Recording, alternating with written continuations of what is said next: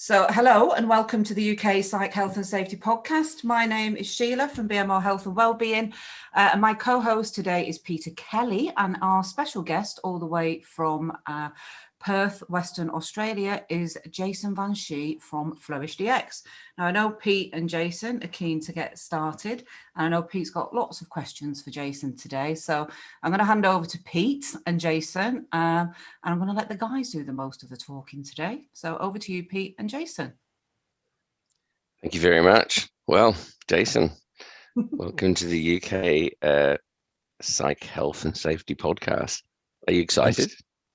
Thanks for the invitation, Pete. I got to say, I love the name of the podcast. I have no idea how you came up with that original name. Oh, mate, I don't know. Yeah. Are you pumped? Are you ready? Are you ready for me to ask you some questions? Always ready, mate. Always. All right. Well, let's start with an easy one, Jason. So this is a Psych Health and Safety podcast. But we've also got this other thing called Psychosocial, risk and hazards. What's the difference between psychological health and safety hazards and risk and psychosocial risk and hazards? I'd say it is the same name or different names for the same thing, if you like. So psychological health and safety is really about applying a risk management process to the understanding of psychosocial hazards and the assessment of risk and controlling of that risk. So, and I guess psychosocial hazards maybe are an element of psychological health and safety, but I didn't realize, geez, Pete, that it was just going to be an assessment of my competence at the top. Oh, no. Well, I do think it's important, isn't it? I mean, both of us go into businesses and they say, well, what is it? What is a psychosocial hazard? I mean, let's take it back to its core basis. So what is a psychosocial hazard and what is a psychosocial risk, in your opinion? Yeah, so for those, I guess, new to the area, and this is, I agree, Pete, even though I'm a bit facetious, that is my middle name, according to my wife. Language is really important. She's a very wise woman. Very good judge of character. So psychosocial hazard basically is anything in the design or management of work that contributes to work-related stress. And that stress, if it's ongoing or is extreme, like in the case of exposure to occupational violence, can lead to stress-related illnesses and psychological injuries. So psych hazard is anything that, if not managed properly, can contribute to stress. And then the risk, psychosocial risk, is the likelihood and consequence that harm will occur if someone is continued to be exposed to that hazard. So if I was in a job, let's say I went in the job and during the course of the day I was clear of what I was expected to do, but then I had these additional things put on me. Are they a hazard, or at which point did they become a risk? Is it 1 day, 2 days? What do you think? Well, that's the question, isn't it, Pete? Like, at what point does an amount of stress or a exposure to a element of work design become a risk? And if we think about like the vitamin model, for example, there are differences for people. Some people, thrive on autonomy. Other people like to just be told this is exactly what you need to do. And so I guess it's a tough one. And I guess in your role, Pete, you'd probably be more used to looking at the impact on a collective or a group of people before you would actually consider something that the regulator would be worthwhile investigating if multiple people are getting sick. But I guess at a workplace level, I think this is where line managers really are important to understand the different needs of their employees and really making sure that as far as possible, they're designing work for that particular person, or the person is given enough autonomy or freedom to craft, their role, so it kind of fits their like right levels of stress or work design, if you like. Yeah. So, but what if I've got 20 people working with me, but only one of them's not really doing it? Yeah, that's right. Or is feeling stressed because of the working conditions. But everyone else is so. Yeah, it's the question, right? And I'm sure as a regulator, you get that question as well. Like, if only one person's affected, is it really an issue of work design, or is it an individual issue? Is it 2 people? Is it 5 people? Is it 10? I'd actually put the question back on you, Pete. I mean, at that point, myself personally, I would be thinking this is an individual issue, and we need to talk to that individual about the role, and if there's any things that we can do within the role to accommodate their needs for a right level of autonomy or role clarity or whatever it is, right? Yeah. I don't think the regulator would think it's a hazard myself, a psychosocial hazard, if it's only 1 out of 20 that's being affected. Well, I guess it depends if we found something in the system that was a source of a potential source of future stress. So in a sense, as you know, because I know you've read our website and the management standards, we expect people to put in place a response to individual differences. So someone in your team isn't functioning well, they report they're feeling work-related stress, you still have a duty of care to do something about that.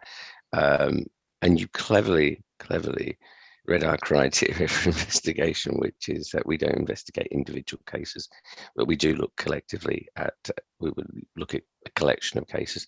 And that's principally because our viewpoint, which I'm sure we'll cover later on, is that you need to see work-related stress as an organizational issue. But you also have a tertiary or a responsibility to the individual. But really, and I think we'll talk about what I'd like to cover later, is this second bit, is that secondary bit, is that how we train people and train line managers to do what they're doing. And in I don't know about you, Jason, but we know the term psychosocial risk and hazards. We know psychological health and safety, but outside of this sphere that we're in, how would you explain to someone what psychological health and safety is in a very practical way, rather than saying it's about the moderation of risk, etc., etc.? How would you tell someone what we think psychological health and safety is? Yeah, it's a good question. And I guess what I always come back to is to use things that they're familiar with. And obviously the understanding of physical hazards in the workplace is something that most health and safety practitioners are obviously very familiar with, and then understanding risk management and hierarchies of controls. And no doubt we're going to talk about that later today as well. But, the examples we like to give are things like manual handling. We know that, people could go to the gym and get stronger and, be able to lift heavier and not get injured. But we also know that fundamentally, if we design work correctly to begin with, where people aren't having to lift heavy loads and there's, things that help them to do that safely, we're going to have less people getting injured regardless of whether they're going to the gym 5 days a week or not. So I think if we can, make that equivalent and go, well, there's physical hazard exposure, but then there's this psychological hazard exposure. And psychological hazards are anything that cause people to be stressed, ongoing or high levels. And often when I talk and use the physical health analogy, you see people just switch on and go, yeah, that makes sense to me. I think in the past, what's really put off particularly health and safety practitioners from being involved with mental health or psychological health and safety is they feel like they have to be a psychologist or a counselor, or they think about psychological health and safety because it's got psychological in the name as like counseling or EAP or, something like that. And they're like, well, no, that's not what I've signed up for. I'm involved in risk management. But as soon as you just start saying, well, look, it's just a different hazard that can still make people ill and, may lead to compensation claims or time off work. We just need to understand that hazard and monitor it, and then work with subject matter experts like organizational development people or organizational psychologists to, engineer or change the work environment to make sure that people don't get sick, and if possible, improve their well-being. Then I think health and safety people actually get on board and go, okay, I understand that I do have skills around risk management and I can apply them. It's just a different set of hazards. And then like dealing with an engineer to control physical hazards, I'm just dealing with a different professional to help engineer out the psychological hazards. Yeah. I mean, if you look over here, of the days lost, only 20% is safety. So that would suggest, in terms of the issues that we have, are health related, and of those health related, 57% of that is work related stress and mental health. Now I know that the numbers are broadly equivalent in Australia in terms of this, because you have a statewide system for managing it. Is there a time to act in this area, or do we just should we wait till we get even more? It's so interesting. Hey, I use those labour force survey statistics myself in trying to explain the issue. And what was it? Out of 38.8 million days lost due to non-fatal injuries and illnesses, 17.9 million days lost due to work-related stress, anxiety, depression. So that's actually 46% of all of the days lost, regardless of whether it was a physical injury or an illness, were because of work-related stress, anxiety, and depression. And like you talk about, Pete, that was 1 week. The reporting period was 1 week into the pandemic. So this wasn't a COVID issue. And obviously COVID's put the spotlight on mental health of employees. This was an issue, and we were at crisis point well before COVID hit. And it wasn't enough to move the needle. People weren't actually doing anything different about it. And I don't know what the driver is going to be. I have a lot of optimism over the next 3 to 5 years that employers are going to start doing a lot more in this space.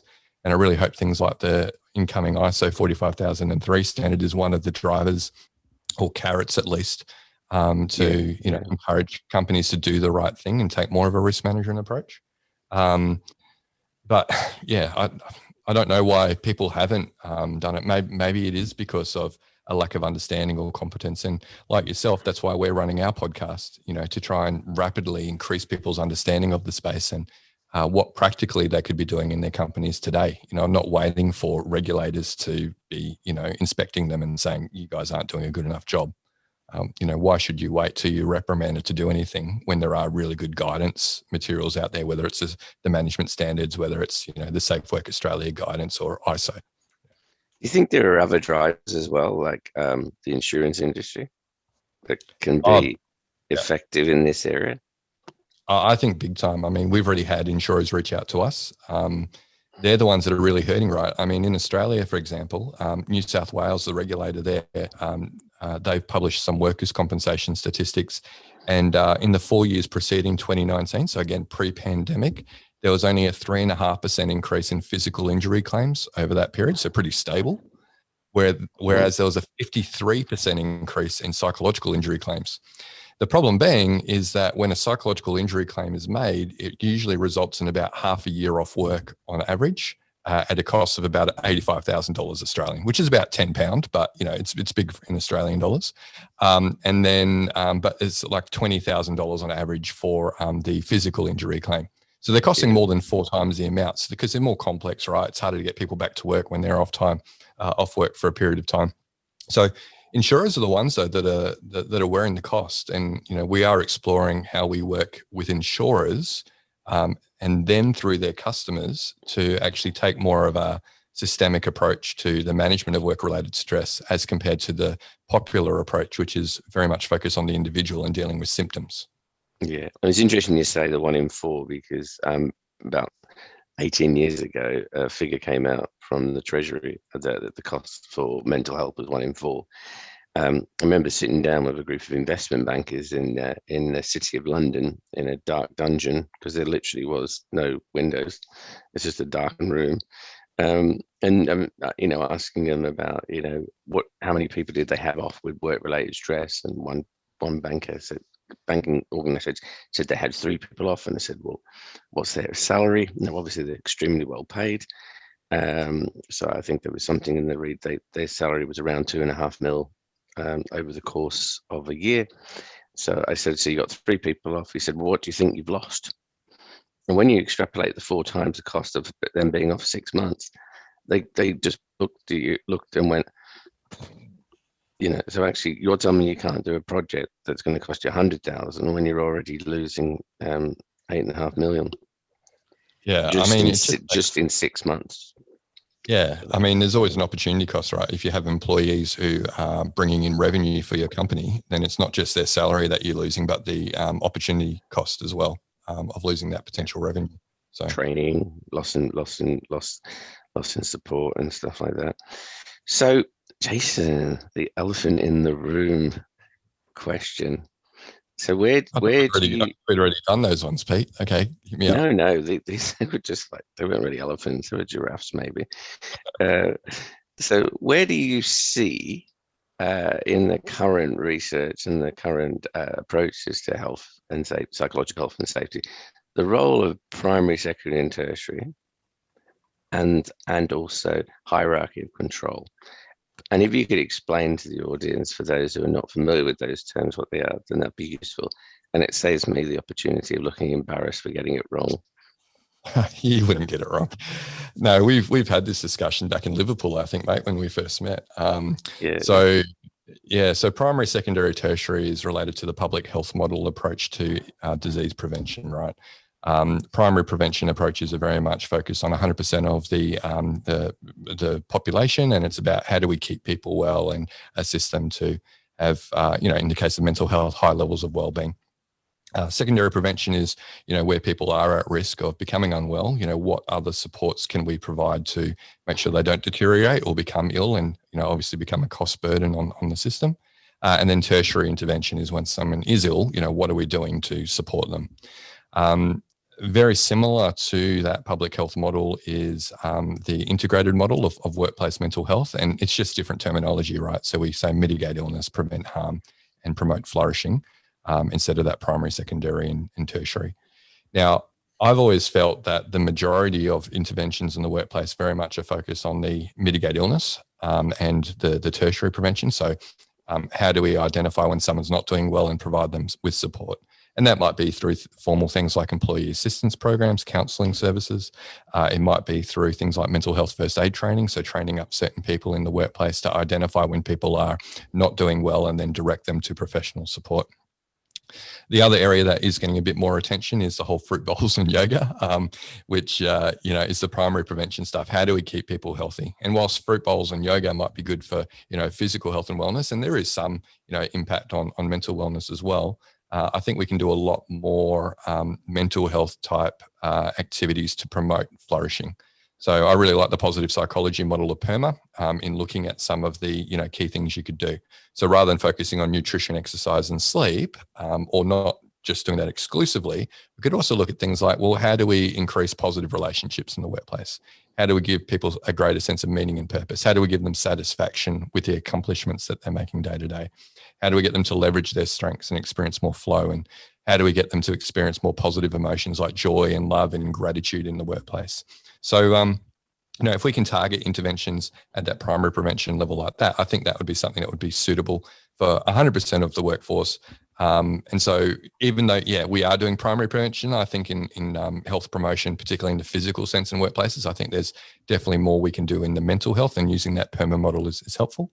But the bit that's missing is the secondary prevention. So how do we identify when people are at risk and then put in controls to make sure they don't become ill? And this is actually where I think psychological health and safety and the whole risk management approach actually fits in. I actually think it's secondary prevention rather than being something that sits across primary, secondary, and tertiary. So if we can do good hazard identification, really prioritize based on risk, what are the things that are most likely to cause people harm, and then put in controls that address the root cause of the stress rather than just helping people to deal with the symptoms of stress, I think will go a longer way to actually preventing psychological injuries, at a larger work group or population level. And this is where the hierarchy of controls come in, right? And I think, understanding that when organizations do things like education or giving people access to a mindfulness app, really these are akin to, PPE or administration levels of control, which health and safety people know are the least effective controls in actually addressing or controlling risks. And start thinking about higher level controls, like how do we eliminate the source of stress at its core, or how do we redesign work so that people aren't getting ill because of the work that they're doing. When we start implementing those higher order controls, I think we'll have a better impact on what the goal is, right, which is to prevent people having to take so many days off work due to stress, anxiety, and depression. So even though some people would debate whether the hierarchy of controls is an appropriate kind of concept to apply to the management of psychological risks, I think in a lot of instances it does actually fit. quite nicely, and at least gives us an idea of thinking about, well, how do we eliminate or redesign first before putting the responsibility on those poor employees who are already stressed to their eyeballs to just be more mindful and, accept the conditions of their workplace, which are far from ideal. Which, if you look at hierarchy control, is the very bottom element anyway. But it's interesting. We have had these discussions about hierarchy of control, have we not? I think there's almost a necessity for a hybrid model, don't you? And actually, it combines elements of hierarchy control, but also with the primary, secondary, and tertiary. But getting back to the secondary, where does the training of managers and organizations in managing people's mental health come into that?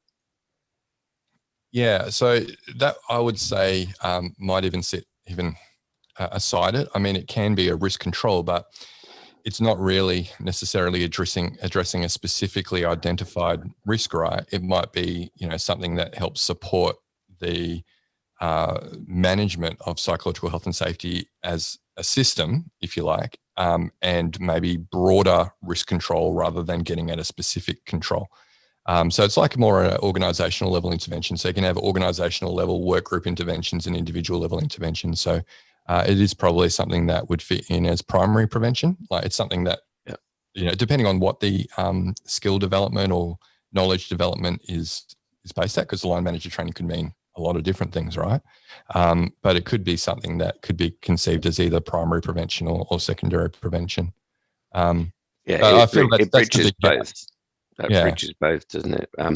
The reason we ask is obviously there's a proliferation of training courses to make you a better manager. Now, do they necessarily make you a better manager that reduces stress, or do they make you just a better manager that delivers on a product or be whatever that it is?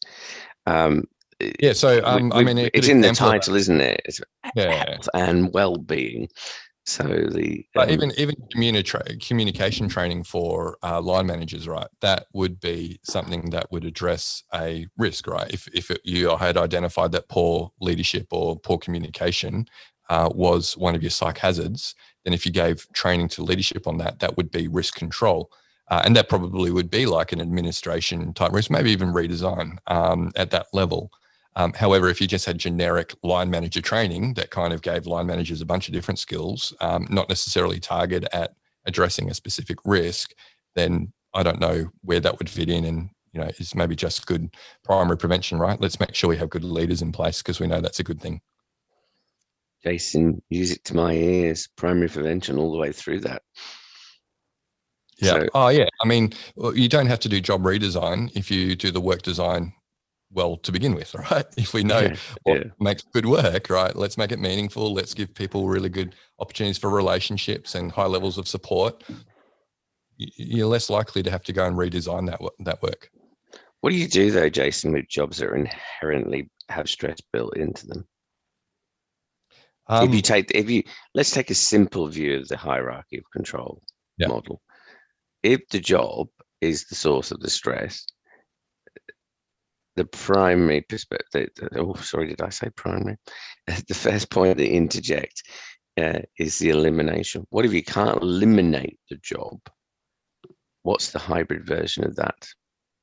Because you can't take the job away. Let's say if you're, let's go for the traditional policeman or ambulance, blue light services. So, exactly, where you're going into a high level of potentially a high level of stress very quickly. So you can't take that away from that.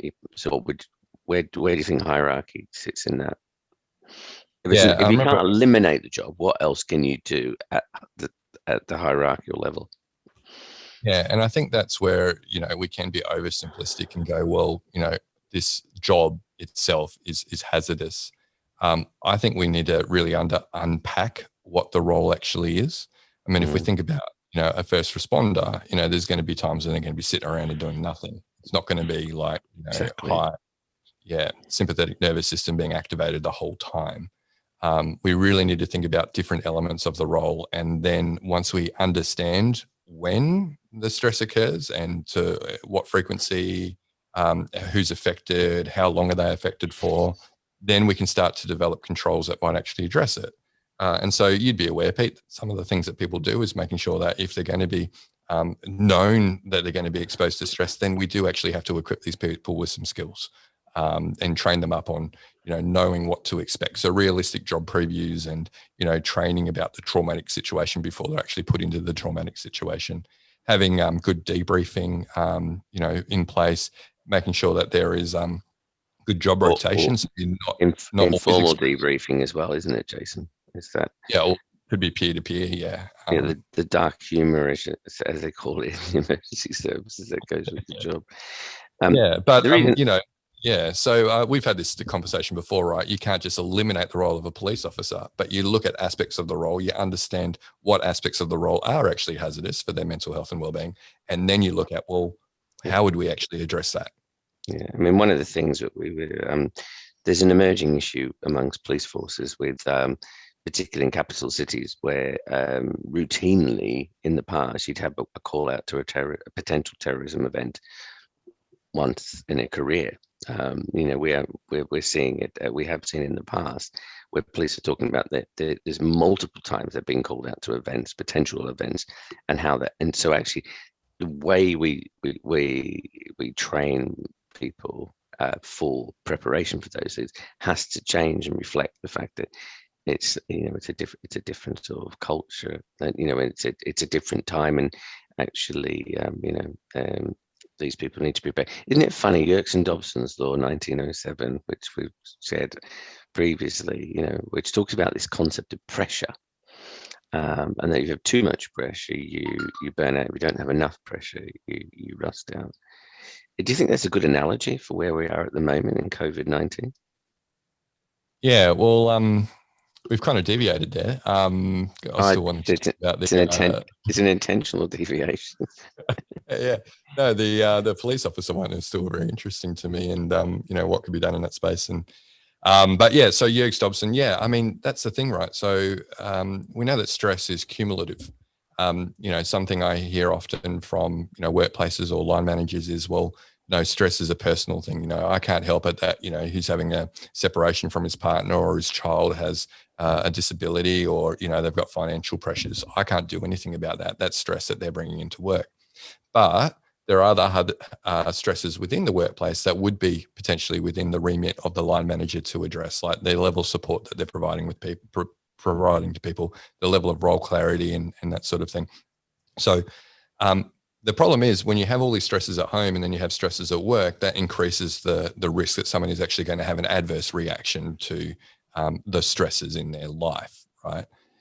Throw in a macro level event like a pandemic, that's just another stressor on people. And I know you're also, Pete, I've heard you talk about like the fact that we've got a global recession on as well. We're going well here in Australia, thankfully. We've got a great economy at the moment, thanks to the price of iron ore. But we do have all of these impacts, and we've got to understand, well, it's the cumulative effect of stress that will lead to people becoming ill and having to take time off work. The workplace can't control the fact that there's a pandemic. The workplace can't control the fact that this poor guy's about to lose his house because of some bad investment decisions that he's made. But they can actually impact the level of supervisory support that person feels that they have and the level of role clarity that they have. And I think that's where companies need more guidance. They don't need to control all the stress and pressures and personal issues that people have in their life, but the things that they can control, those are the things that they should seek to understand and control.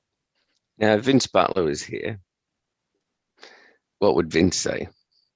Where does the responsibility? Where does the responsibility lie? So Vince would first say how much he loves Joelle, because everyone loves Joelle, and he'd say, "Where is Joelle? Why isn't she on this podcast? Why is Jason, nattering on this podcast?" Because Joelle had to go home and it's got childcare responsibility. Vince, yeah, that's right. So Vince would probably say, "Why are we focusing on mental health when there's so many people dying every day?" Around the world due to, not having safe workplaces. Is that where you're going, Pete? Because I reckon that's what he'd say, because he says it on LinkedIn commonly when we put up a post around mental health and psychological health and safety. He's like, why are you focusing on this, Jace, when people are still dying around the world? But he'd also say, actually, the value in keeping people healthy is hugely important, because we know, we've talked about this actually, people who are experiencing mental health, or work-related stress, they will engage and do things in a different way, which potentially leads to a safety incident to coming out. We've already talked about the fact that we talked recently about the gentleman who was on your show, who Jason Anker. Yep. Yeah, Jason Anker, where he just wasn't, his head wasn't in it, as he says, and he ended up having, he had his fall on the job. So there you can see a very real, practical world example of what happens when we don't manage people's mental health. It's not just the fact that they become depressed and anxious, it's the fact they may actually have periods of where their concentration's impaired, etc. So I think Vince would probably, be both ways. He certainly would say what you've said, but I think also perhaps he'd acknowledge that. But I mean, it's a fascinating area, really, and that we find ourselves in. And we could chat for like an hour, but I think we agreed we were going to do half an hour. But how far are we into it, Sheila? We are probably about 35 minutes. 35 yeah, minutes. So this is the difference, right? We're doing this as a crossover podcast with the original Psych Health and Safety podcast, Yes. and we're a long format, and you're a shorter format. So we can split it. Jason, I think we can run this for another 10 minutes and do 45 minutes. I mean, obviously, I'm conscious. We're happy to chat. I'm conscious that you to look after your own health and well-being, because it's, what time is it, Jason? It's going on 5:30, but you know what? I've had a Red Bull. It's in the system. We might as well use it. Yeah. No, that's brilliant. So in terms of where do you see the future for this area in the context of the pandemic and without the pandemic?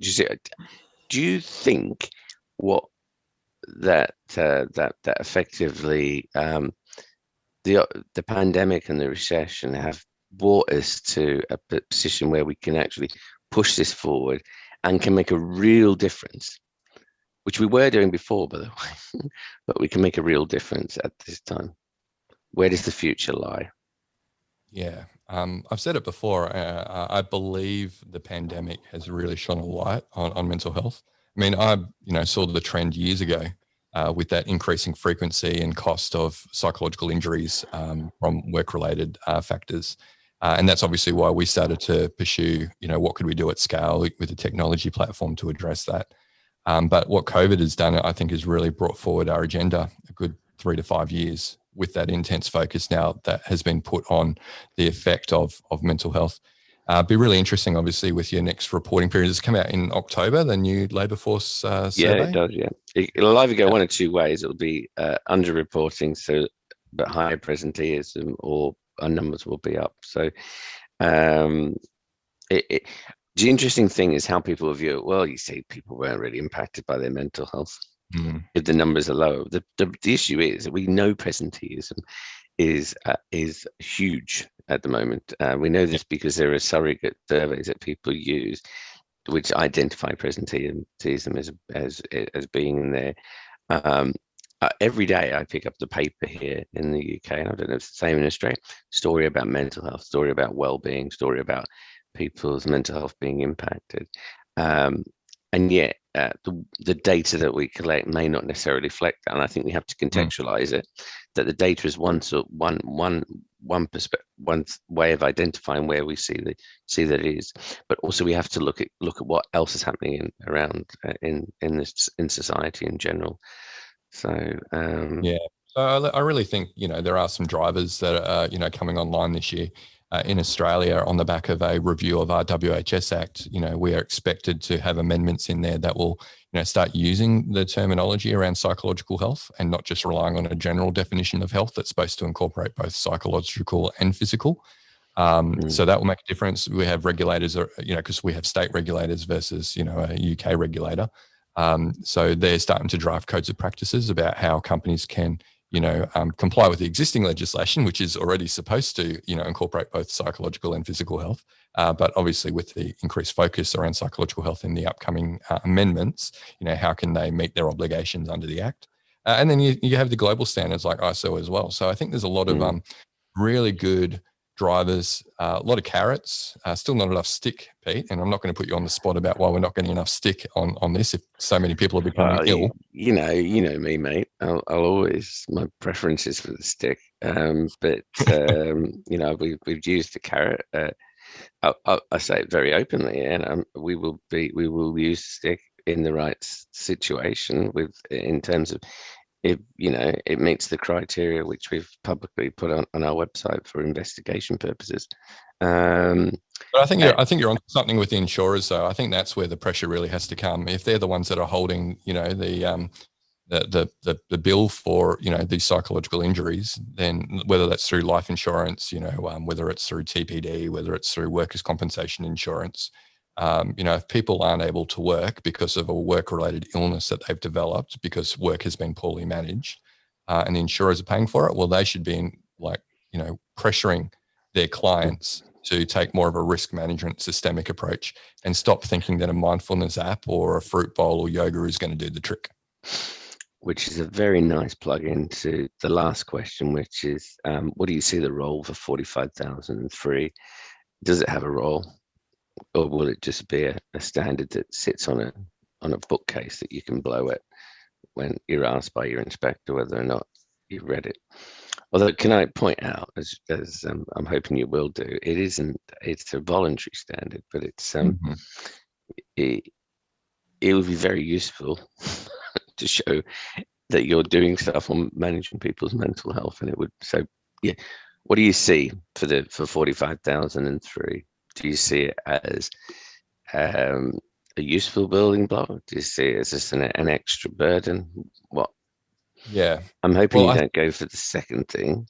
Well, if it's done correctly, it shouldn't be an extra burden. I mean, obviously there are activities that a company would need to do that most aren't doing currently around hazard identification and controlling those risks. But if they incorporated it under their occupational health and safety management system, say 45,001, for instance, then it's designed to be a logical extension of that, or not be another thing that you're doing.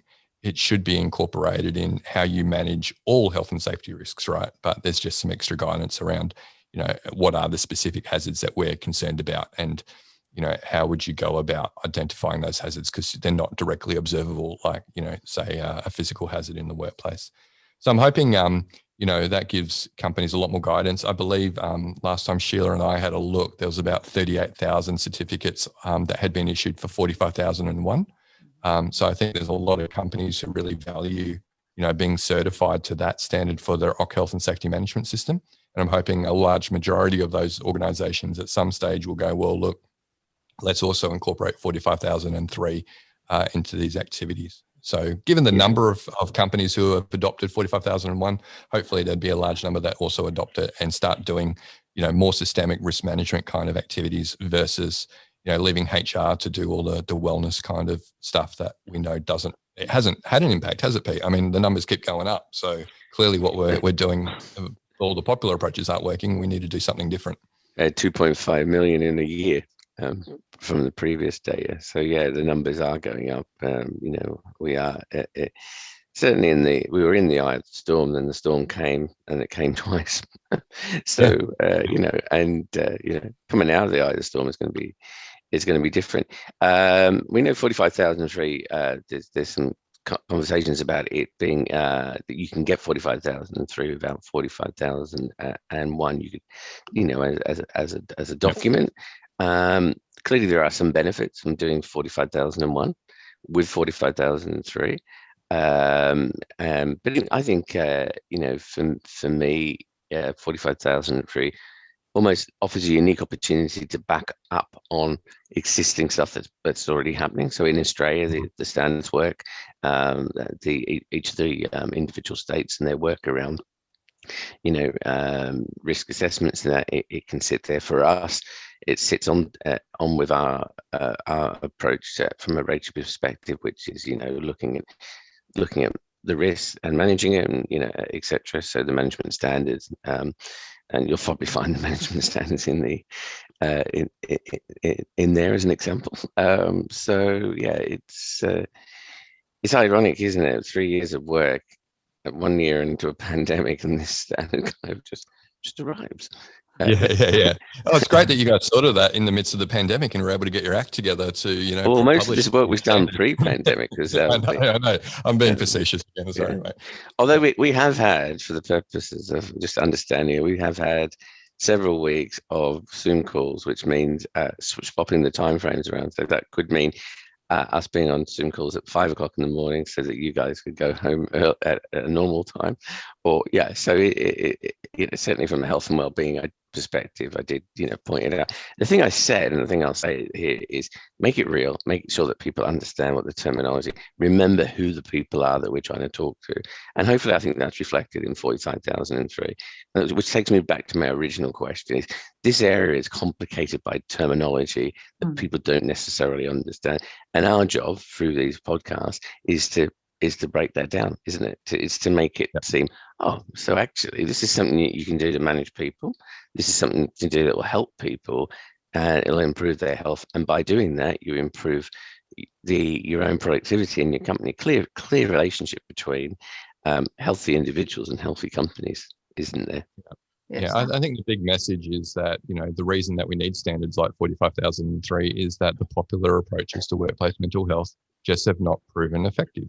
And if we are actually going to make a dent, then we need to take more of a safety management system approach, I really feel. And then like the evidence from the Canadian standard, which ISO is also, built on, there is evidence to show if you take that systemic approach, it is far more effective at reducing outcomes like burnout or increasing engagement or, all those sort of things versus let's just give people a massage at work and then, that'll be it. We're done, and that's an easy thing, right? It's a box ticking exercise. But if the executives and health and safety people and HR people who are listening to this podcast get anything out of it, it's to understand the reason that these standards are coming out is that the popular approaches don't work. So let's have a look at what we can do through applying things like ISO. If the end goal is to make workplaces better places to be for everyone, and that people don't just not get ill by going to work, but actually come out of work in a better place mentally, which they should if work is designed well, then let's start taking a better approach to how we do it. Yeah, like which one of us signed a contract said, I'll be made ill at work, thanks. It's not quite there, is it? Well, I'm gonna let Sheila sum up. Okay, well, it's been... It's just like we've just been in the pub together. Really. Yeah. This is what, a bit early for the record, this is what we did do. It's had a very similar conversation. Yeah. For the record, Peter had a non-alcoholic drink at the pub because it wasn't work hours. So. Yes, it was. Yeah.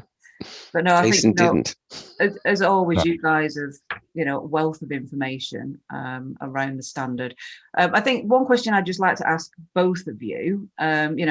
One thing I've heard or I hear a lot is that people don't take these strategic approaches because it's hard to do and they don't know where to start. I mean, we've said today there's codes of practice out there, there's legislation out there. I know we've had the conversation, Jason, before that, if leadership is not on board with it, it's not, the chances of success are going to be quite poor. And how do we kind of get leaders, what would be your message to leaders in terms of getting them to see the strategic value of doing this? Yeah, it's interesting, right? Like you say, I mean, when was the stress management standard come out? Was that 94 or 2004? 2004. Jeez. Yeah, 2004. It's been out for almost 20 years. 2004. It's officially a teenager, 17 years old. So. Okay. Yeah. It's been out for a while. And, and then, the Canadian national standard, right, for psych health and safety at work, it's been around since 2013. That's an excellent document. And even also based on the management standards. Yeah, they all, that was the source of truth, right? That was the originator for all of these things, right? No, to be honest, the Canadians did everything we wanted to do but couldn't do. So yeah, the Canadian standard is, for me, got elements of it I would have loved to have obviously had Yeah, and look, I've spoken to a number of the Canadians behind that standard on our podcast, and they've actually said that they reckon ISO would actually be more achievable than the Canadian standard. So that's a good thing. But I think the place where leaders need to start is first of all understand the gaps. Look at what are they doing as an organisation already for workplace mental health, and look at where the gaps are. And, that's why we created a tool for this. We call it the Workplace Mental Health Audit tool, so mentalhealthaudit.com. And it basically shows you what are the things you should be doing from a health and safety perspective or a compliance kind of angle if you're in places like the UK or Australia with the general duties. And then what are the desirable things like, EAP or mental health first aid or all those sorts of things. So I think they really need to understand where the gaps are. And I think a lot of them would be shocked that they're actually not meeting their legal obligations first, and they're doing all these other nice to haves that actually haven't proven to move the needle in relation to keeping people well and optimizing well-being. So that's generally where I'd start. And then it's about getting your health and safety team, giving them resources to work in this space. Often it's HR that actually, carry the portfolio for workplace mental health. But they typically will do things like employee engagement surveys or EAP or, do training around competencies or mental health first aid. But they're not the ones with the risk management capabilities or experience. So really giving your health and safety team training on things like the ISO standard or, understanding psych hazards, bringing up their competence to then bring up the rest of the company's competence as well. Mm-hmm. So they're probably good two places to start, I'd say. Yeah, I just agree with what Jason said. That's cop out. I mean, how would you talk about that then, Pete? Let's do a slightly different question to you. So in terms of it strategically. Well, what I would say into the previous question, though, which maybe Jason was going to, I'm sure Jason was going to come around to, it was the impact of leadership and authentic leadership. The organizations that do this well have got leaders that have said, back it up and say, this is important to it. It's a key performance indicator for this company.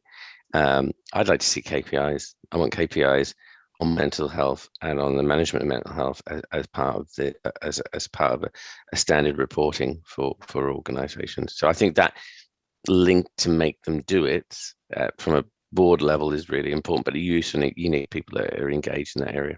Yeah. I would if you're going to measure the performance, not just look at outcomes like burnout or illness or EAP usage, but also look at how many risk assessments have we done? What do all the work groups that we have understand what their key hazards are, and do they have a plan in place to address them, right? So measuring those sorts of things, which would actually be, assurance really against the standard versus purely looking at outcomes, because then, those things are lag indicators. Whereas, are we actually doing good risk management at a work group level, not just at an organization level, would be far more effective from a measurement perspective, I'd say. Oh, and on the whole leadership thing as well, Pete, there's a lot of platitudes out there, right? Leaders will say mental health is important. And then they'll say work harder. So what we really need, it has to be a lived value in a lived situation. Yeah. But I think there needs to be evidence that leadership is supporting this. So until they actually have this ingrained in policy and not just say, we think mental health is important, but actually committing to, we're going to do risk assessment and risk management. We're going to provide resources for health and safety people and all employees to understand and we're going to address what we find. They will. Yes. Yeah. So a commitment in policy, right? Because then it doesn't just become a one-off activity. It's actually something that has legs and is going to, continue. So that's really important to make sure it's ingrained in policy, and there's resources provided, not just, you've got to do this now on top of everything else, and we're not going to provide you with training or money or time to do it. The leadership also need to allocate the time and budget. Otherwise, it's just platitudes. It's not really going to have any impact. Yeah, you just can't pay lip service to this, can they? No. I butted in on your question. Sorry. As usual, Jason, gone for an hour. Yeah. This will just be the first long one.